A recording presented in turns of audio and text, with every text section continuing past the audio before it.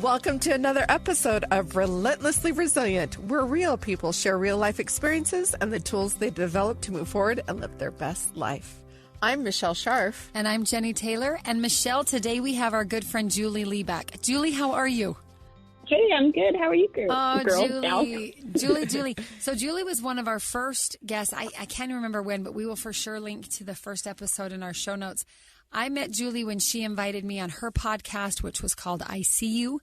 And that was shortly after my husband was killed. We invited her on our podcast. She talked a lot about, she's written a book called I See You. She has a training platform for educators and adults and kids and just all things called I See You. She's got other keynote addresses she gives. Julie, today we want to talk about a thing we're going to call next level resilience. You're already one of the most resilient people I know. You were when we talked to you a couple of years ago. You were for the entire time. You hosted, over 100 podcast episodes of your own, your book, everything else. But we want to jump in. Remind us who you are a little bit for people who haven't heard that first episode. And then let's kind of talk about that next level resilience. Yeah, for sure. So I'm Julie Lee, like you said, and I'm primarily a keynote speaker. I did host the ICU podcast for about 2.5 years with 100 episodes, and that's kind of what got me into being contracted to write my book, I See You, How Compassion and Connection Save Lives. And then I went on a couple years later to publish a book, Broccolipunzle, through my same publisher, which is very much so the ICU message in children's form. And so I primarily keynote speak now. I have had a lot of change in my life since then, just my own personal life as well as professional. I had a sister that passed away from cancer who was just my closest, bestest friend. And so that's been a big adjustment as we're speaking specifically to resilience. And I also got a divorce. And so there's been a lot of change and upheaval in my life. So I've had this opportunity to, like, I thought I was resilient before, but this opportunity to, try and up level my resiliency, just dealing with loss and dealing with a lot of change, and some change really exciting and some hard. And it's definitely also impacted my speaking, as far as it's really caused me to have to really practice what I preach. And it's been good. It's been so good to speak about principles of connection and how human connection builds resiliency and how it makes relationships able to last even during hard things. It's been good to have that reinforced in my mind as I'm doing that professionally, because I'm like, oh, I am needing this right now. We all need it. We all need the reminders. So yeah, good stuff, resiliency. Let's talk more about it. Okay, I love that. And I think Michelle and I would both agree this podcast has been good for us to reinforce what we know and need to know about resilience. Anytime I speak, or Michelle, anytime, whether we're speaking in public or just a conversation, when you hear yourself saying something that you know to be true, that's kind of powerful. And sometimes when you don't feel as strong or as resilient, you can fall back on maybe what you did at one point feel or know was so true. So tell us, you kind of quickly mentioned Amy, your sister. You quickly mentioned a recent divorce. Let's take those one at a time. Let's talk a little bit about Amy, resilience lessons you learned with her as she battled her cancer journey and ultimately passed away from that cancer. What does resilience look like in terms of that sisterly relationship and the journey you shared with Amy? What comes to mind first, I think part of resiliency that maybe sometimes we don't address is the ability to lean into the hard emotion when it comes and feel it, which can be really scary.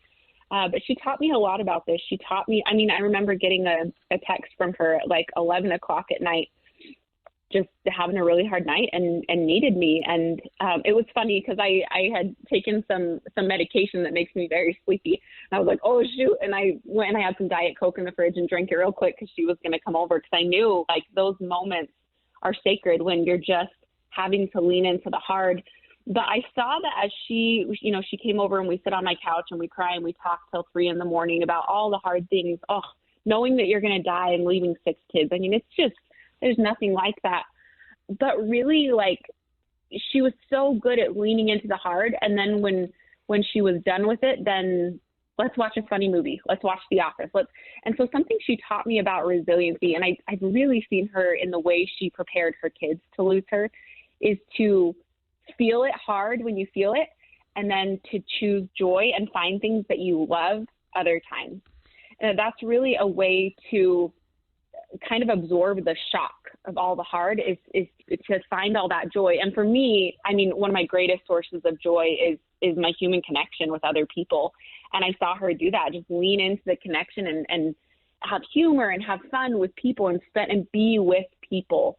I think that was really, really, I think of like a car going over speed bumps, and I don't know a lot about auto care or anything like that, which you'll be able to tell, but there's like the shocks or the suspension or something that it makes it so that you don't feel the bumps as hard. Yeah. And I feel like those shocks and that suspension, I mean, that is that human connection and finding joy when you can, but also leaning into the hard when you need to get through that too. So many good things there. I love the analogy of the car. I'm thinking we have some family property up in the mountains where you go from a nice paved road to a pretty well-maintained dirt road to a really bumpy dirt road to the gravel drive toward our property. And depending on which car I'm driving, I do feel those bumps more, right? The same road, same bumps are there, same rocks, same divots.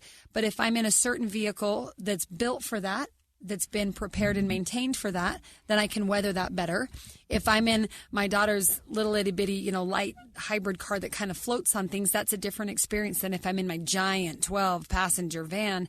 And I think that's a great visual for us to picture, what kind of shocks and suspension do we have as humans? Have I buffered myself with good human connection and relationship?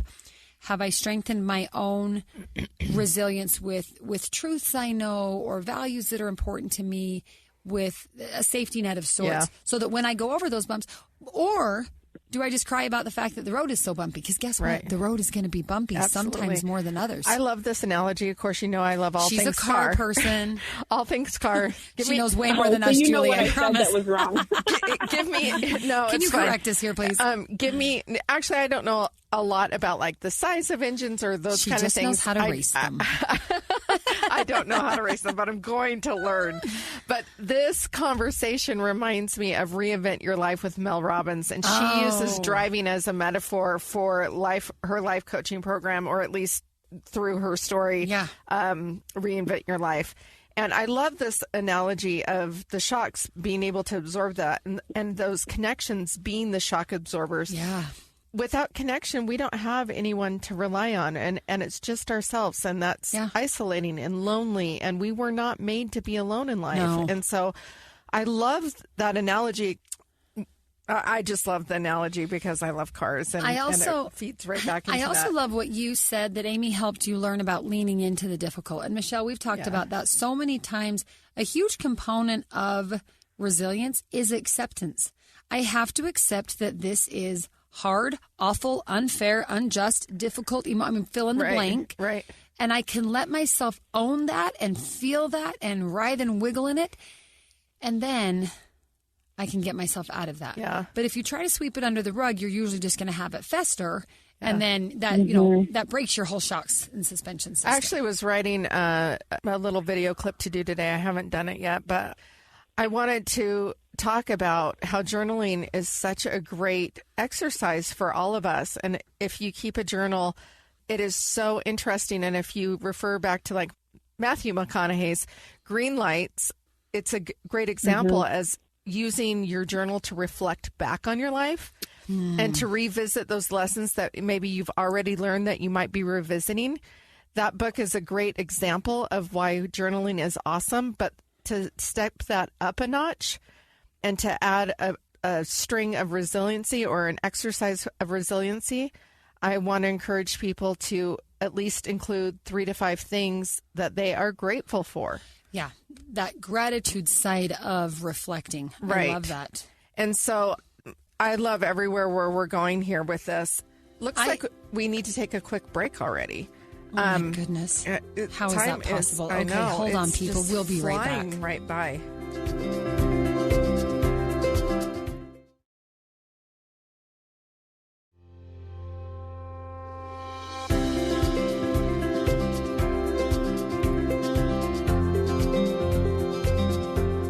We're back. Julie, tell us what you're doing today and tell us about how you've notched up your next level of resiliency. Well, I think one of the greatest teachers has been trying to help my kids be more resilient through all these life changes, through losing an aunt, through now navigating living at two households where their parents aren't together. And it's taught me a lot about just our basic human needs. A big one I feel like is just helping my kids not be afraid of change and of talking a lot. Lots of talking, lots of processing, lots of being okay with negative emotion. I think so much of my suffering in life has come because I wasn't okay with negative emotion. Like I felt like I needed to fix it and change it. And so much of the struggle came because of that. And as I've gone through these things personally, and also at the same time been continuing to build my speaking business and writing and doing things like that, I mean, it's knocked me off my feet. There's no question. I have not been as productive as I once was. I have not put in the time the way I did, but learning to have that self-compassion through it and not give up on it, not give up on everything because I'm not doing it at the level I was before, has been really important. I mean, self-compassion has always been really important to me. But as far as building resilience through this, it's learning to be kind to myself during it, but not give up on everything, right? But just recognizing there's not make excuses, but allow space. Yeah. Well, and that's such an interesting thing about, I was just doing a keynote to a women's leadership group. And it's so interesting how we talk about self-compassion, and so many people believe the myth that self-compassion, giving yourself a pass of saying that you're perfect. And I'm like, no. Self-compassion is relating to yourself kindly. So say that again. I love that. Well, I hope I say it the right way then. I hope this is true. No, it's self-compassion is relating to yourself kindly. Beautiful. So, like my child that I love, I'm not going to say to them, if they make a mistake on a worksheet, I'm not going to say, yeah, that's perfect, that's correct. No. But I'm also not going to say, you're the worst, you're an idiot. Like, how could you do that, right? Yeah, how could you? Hey, that wasn't correct. How do we fix this, right? But it's going to be a kind tone. And so I always use the example with teachers, like if all of your kids bomb the test, you're not going to say, oh, it was all their fault, I had nothing to do with it, right? That's not self-compassion. Self-compassion is like, we got to recognize reality, but it's not beating ourselves up. It's saying, okay, you know what? Every teacher has these moments. What can I do to help this, right? Yeah. It's relating yourself so kindly. And I think bringing in like a human perspective of just how we all relate in humanity, that this is a normal human experience to fail and to need to try again. I think that builds resiliency. It's interesting. There's so much research out there about how people that are self-compassionate to themselves often perform much better in general. They perform better. They work harder. They study harder the next time. Whereas if they don't practice self-compassion, they're way more likely to give up and to underperform. And the same goes to the workplace. Wow. Yeah, absolutely. I like to think about it as like you were relating that you're not working as hard or as fast or getting things done as timely as you once did. I can totally relate to that. I used to live my life at 100 miles an hour. I probably run about 40 miles an hour now. And, you know, I'm starting a coaching practice and I'm not getting things done like as aggressively as I would have maybe liked to. But I also have had to realize I'm getting it done in the time frame that is working for me. And so I think sometimes we have to change our expectations of ourselves. We have to be compassionate to say, you know, this is where I am now, and everything it will be in its perfect timing. That's not permission to procrastinate, but it is permission to say, this is what I'm capable of doing now. And with everything on my plate, these things are realistic. And I need to give myself room and space and compassion to be able to make that allowance, right? Yeah, for sure. And the cool thing about it, too, is those tragic, super hard moments are such great teachers, and they teach us to slow down, which, to be honest, there are things before in my life that, like, I think I was running too fast. I don't think it was the best thing for my spirit, for my soul. I think that there was a necessary need to slow down and to focus on what's most important. And so that's the cool thing about these teaching moments, this tragedy, is it literally forces you to slow down when you're in survival mode and to look around and make really proactive decisions of what am I going to keep in my life and what can fall away, what actually doesn't matter a lot, what conversations, what gossip have I participated in that I just don't have the energy for. And you know what? I actually don't want that in my life anymore. So it's kind of this, it's almost like, I don't know. Of course, I go to an Eminem song. That's perfect for this. No, but there's a song called Cleaning Out the Closet, and that's where my brain went. But like, it's this process of kind of cleaning out the closet of picking up things and looking at it. And now I'm thinking of Marie Kondo and does this spark joy, her whole way of doing things, right? But like, do I want to keep this because I have more of a limited threshold of what I can handle right now because of the increased stress? And there's some real beauty, I think, in that process, which I'm still going through. Yeah.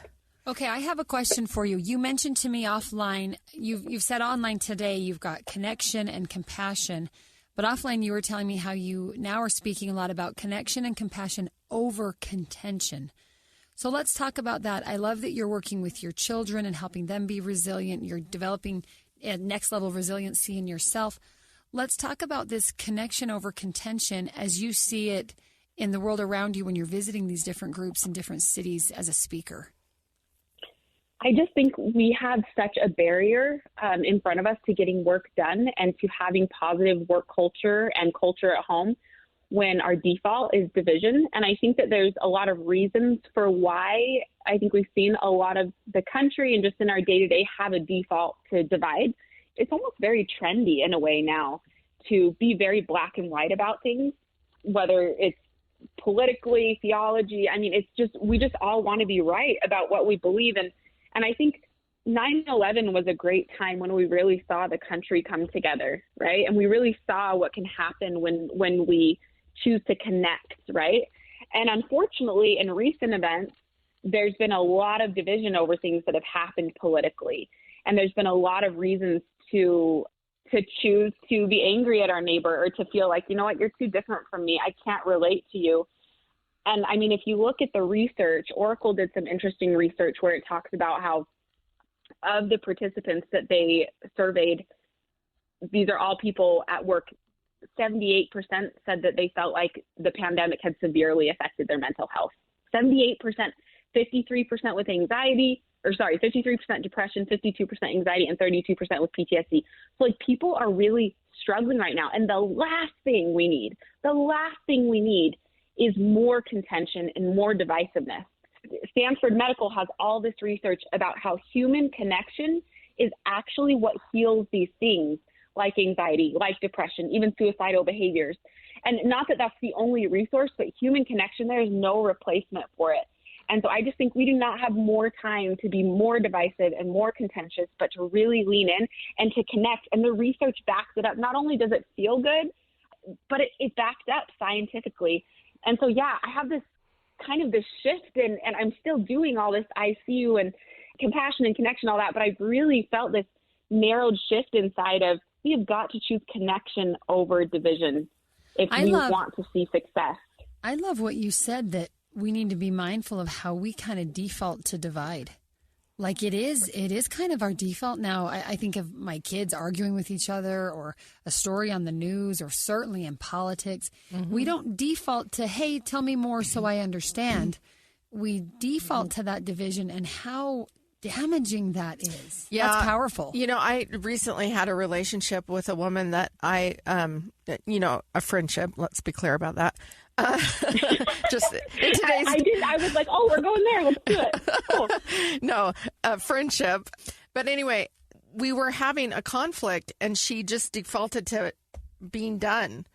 And I'm like, why isn't the default coming to seek understanding rather than to seek my agreement on where you're at? And I never felt heard. And I'm like, that's okay. You don't have to hear me. But in return for that, we're not going to be able to have any connection. And I stated to her, this could be a beautiful moment. This could be a moment of growth for both of us. And she's like, I don't see how it can be that way. Interesting. She wasn't even willing when you put it in those terms. Yeah. To take that. And she ended the relationship. And I was like, but I was okay with that because that's not a relationship I want in my life. Right. But I think I agree with you on this whole connection over division, and that it is the default. There's so much out there. Like if your parents ever did anything that was offensive to you as a child, just cut them out of your life. Like that's all over TikTok, you know? There's like no seeking understanding. Yeah, boundaries have now become isolation. Right. I'm just going to walk away from anyone, any responsibility. Which is not a boundary, by the way. No, I know, but that in the name of. Right. In the name of tolerance, we just put up with everything. I mean, Right. So we have this pendulum. There's a lot of like self-help and all of these coaches out there, which I'm going to be one of them, but a lot of them, I am one of them. What am I saying? What am I talking about? I am one. But you see it a lot in this kind of self-help, self-awareness movement where people are talking about boundaries, but they're not actually even boundaries at all, because boundaries are what we keep for ourselves to keep ourselves safe and to allow in what we want. But people are using boundaries to say, you're out. Yeah. To try to control. Again, that default people, to divide. Right. To try to control other. And boundaries are not for others, they're for ourselves. So good. Okay, we have to take another break, which I'm there. so sad because this conversation's gone way too fast. We will be right back with our last segment.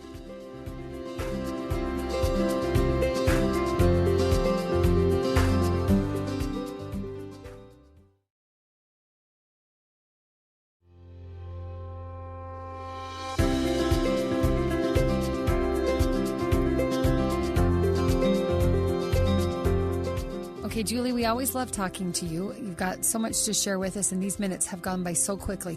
I would love to know in this last segment, tell us a little bit about what resilience training looks like to you on the road. Walk us through maybe if you're preparing for a keynote address or what that process would look like as you're trying to engage with the audience. And what are you learning and realizing in that very moment of being the presenter in these group settings? So interesting. So some of my most recent gigs, one was in Maine, and I'm based here in Utah, and one was in California. And then I've done quite a bit here in Utah. I have a keynote tonight I'm preparing for.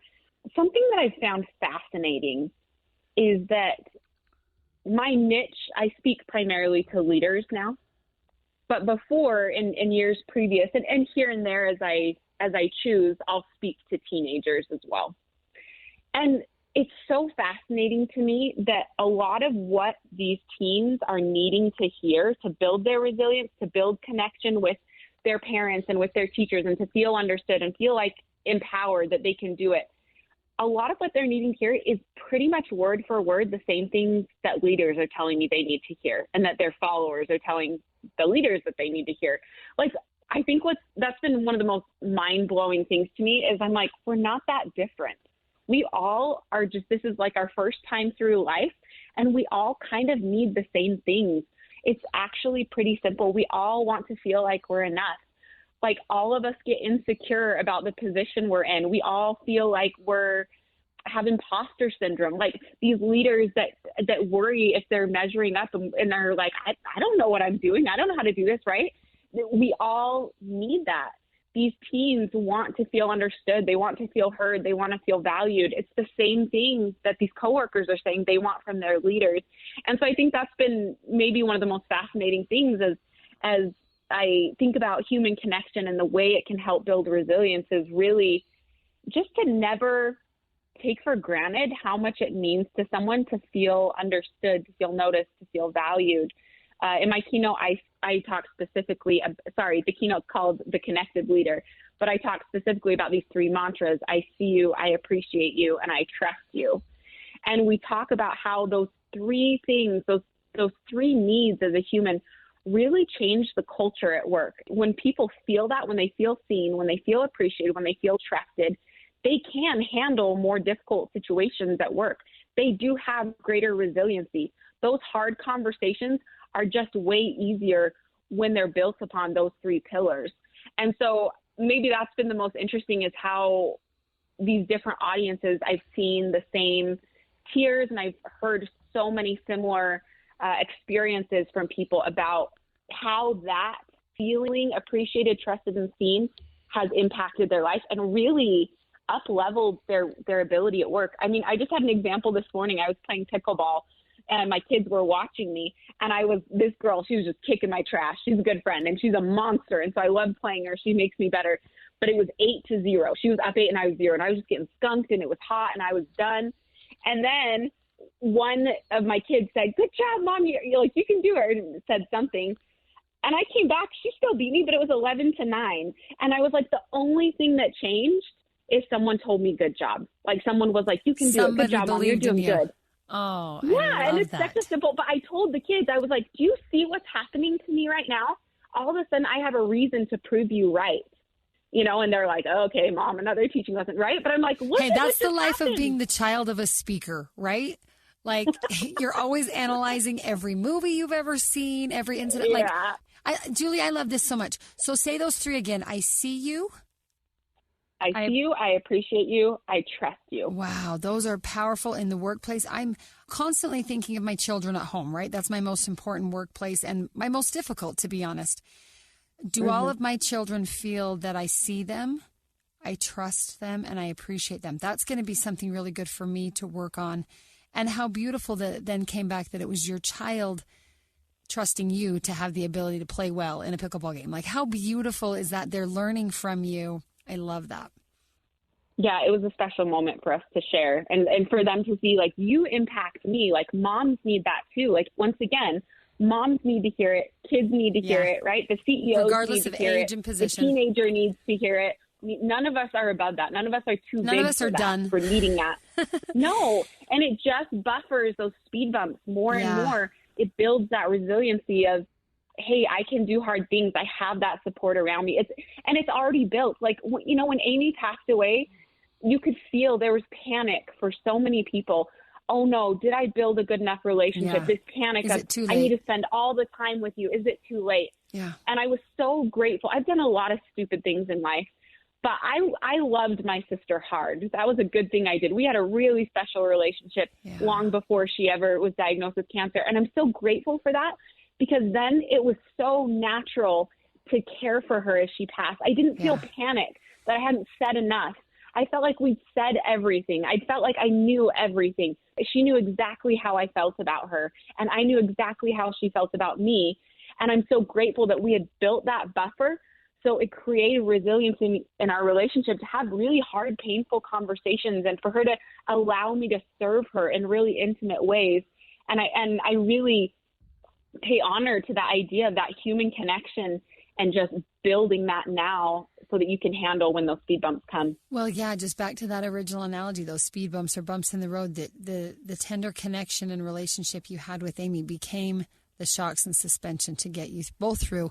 And I love that it carried you both through that cancer journey that wasn't miraculously healed and solved and everybody lived happily ever after. Like, cancer ultimately took her life and left her children and her husband and you and all of her loved ones and friends, and yet left a legacy and a strength and a peace and just a purpose that will stay with all of us. I still think of and admire Amy and the lessons she taught me in the brief time I knew her. So thank you for sharing you with us. Thank you for sharing her with us. Thank you for sharing your brilliant mind and speaking messages with us. I did write down as you were talking one more brilliant statement. You've said so many. This is all our first time going through life. Like, could we all just chill out a little? Like, we're all rookies here, right? We're all trying to figure this out. And whether you're in Maine or California or Salt Lake City, Utah, or anywhere else, we really are going through so much more of a common human experience than we probably realize. And that alone allows us to connect and be compassionate toward each other. Less judgment, less comparison, less competition, and just more connection. So, Julie, oh my goodness, I feel like we just need to invite you in the studio every week because you could uplift us and teach us over and over and over again. Thank you for joining us again today. We love you. I see you. I trust you. I appreciate you, Julie. And I'm excited. We've only got a quick minute or so left. Where are you going next with your speaking business, or your writing business, or just kind of this life of impacting and influencing? So I am actually starting to work on another book. It's good for me to say this publicly, so then it's going to happen. Some accountability. No, but and some good accountability. Yeah, I'm starting to work on another book, and I am just developing a couple different keynotes other than the Connected Leader. And I have one called Leading with Magic, and I've developed training with them. I've been doing more workshops. So I'm just kind of expounding what I teach in the Connected Leader, and that's been really exciting. So yeah, lots of exciting things to come. There may even be a new sister podcast to ICU coming very soon as well. So where do I we just find have too many you? dreams, but it's going to happen. Hey, but you're a dreamer and a worker, so I love it. Where do we find you? Where do we follow you? Where do we learn more? So, well, Jenny, you can text me because you have my phone number, but everyone else. So my website is julieleespeaks.com, and then Instagram's Julie Lee Speaks, Facebook's Julie Lee Speaks. I'm on LinkedIn. Okay, so super easy. Julie Lee Speaks, Julie Lee on Facebook, Julie Lee on Instagram. Okay, we'll link that in our show notes. Everyone go find and follow Julie Lee. Let's all be more connected. Let's be more compassionate. Let's not default to divide, but let's bring ourselves together and just find that human experience that can kind of give us all the buffers we need through the shocks of life. I love everything you shared with us today, and it's just so on point, just on point. And I love what you shared with us. I look forward to getting to know you better, and I'll be in touch with you soon. And thank you for coming on our show today. Yeah, and to all our listeners, thanks for tuning in. Another week, another episode, hopefully another lesson or two about resilience. If you're listening and you like what you've heard, please go find us on your favorite podcast platform and give us a like, a rating, and a review. It helps other people find the podcast as well and helps us know how we can improve the show. Also, we're always looking for wonderful stories to share, and we would love to know what you've lived through, what you've learned, what resilience means to you. So please reach out to us. You can email us at rrpodcast@ksl.com. You can also find us on Facebook or Instagram at Relentlessly Resilient and Podcast. There's a button on social media for the Relentlessly Resilient podcast page where you can actually schedule an appointment to chat with Michelle on a quick phone call to go over what story you might share and what direction that might go, and then we can get you on the calendar. Quick thanks to our producer, Kellyanne Halverson, here at KSL Studios. We are excited to be with you and look forward to talking to you next time. Remember, whatever you do today, remember to be kind. You have no idea the struggles others are dealing with in their lives. Have a great day.